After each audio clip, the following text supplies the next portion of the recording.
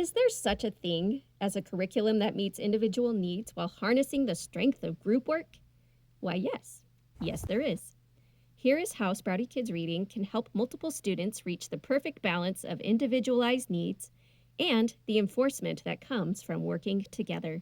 Before we start, I want to mention that for the simplification of your life, I created a free chart linked below where you can keep track of the progress of multiple students who are using this program. Okay. So how does the Sprouty Kids Reading program work for multiple students, whether it's a couple of kids at home or individual kids within a class? How can you make that work on a multi-age level or just multi-kid level if you have a bunch of kids the same age, but maybe at different levels? It's pretty simple. Let's talk through why this program works so well for multiple students. The 4 main steps of the Sprouty Kids Reading program is to, number 1, work on a few sight words. 2, learn a new phonics concept using a finger trail lesson. 3, read a real book. And 4, write a little. For step 1, working on a few sight words, this can be done as a group using the games listed at the front of the free reading lesson book linked below. Students can have fun and be active together while learning or reviewing a few important and commonly used words. For step 2, learning a new phonics concept using a finger trail can work a few ways. Either you could all go down a new finger trail together by projecting the digital version of the lesson book on a large screen and reading together, or you could do what I prefer for when I have multiple students at different reading levels. Just have them read together.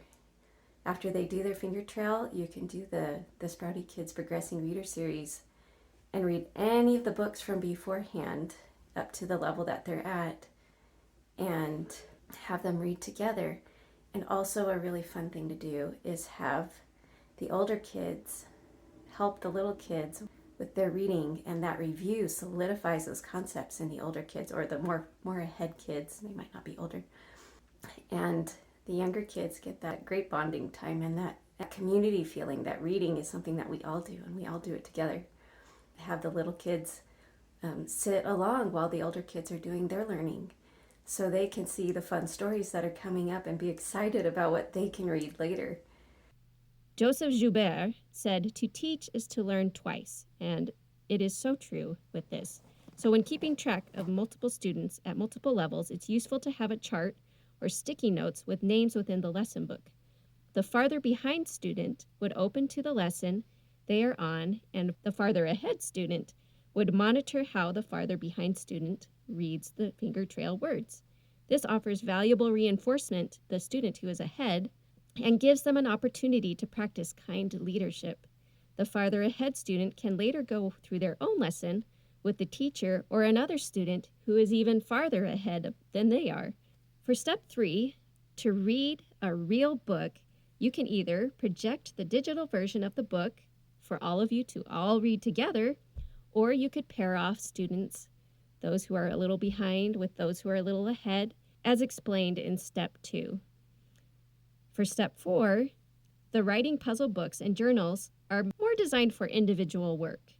But if you would like to make writing a fun group activity for new learners, you can give the students a subject to write 1 sentence about each. Then you can read aloud and put the sentences together to form a story together about that subject. So that's how you do it with multiple kids. Group work with Sprouty Kids Reading is easy and fun. It's pretty simple. Some great news is that the Sprouty Kids Reading lesson book is free, and it's linked below. Thanks for your time, and I hope you have a great day.